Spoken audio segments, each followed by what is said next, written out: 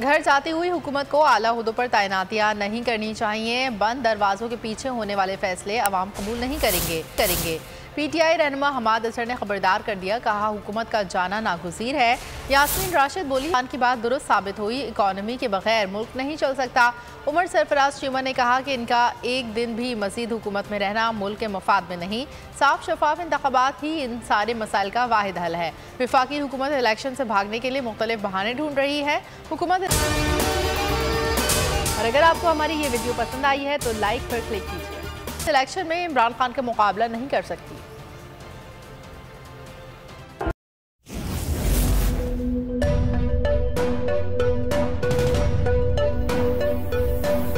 यहाँ सबको सिर्फ 1 मिनट मिलेगा। And your time starts now.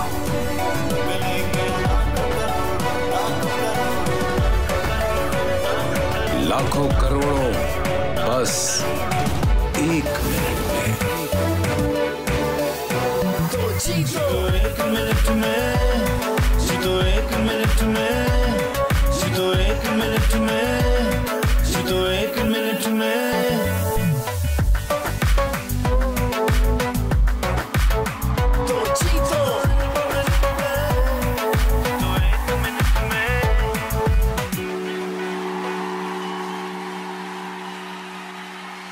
सबसे ज्यादा व्यूज, सबसे ज्यादा रील्स और सबसे ज्यादा रेटिंग के साथ बोल अब भी नंबर 1 पोजीशन पर बरकरार।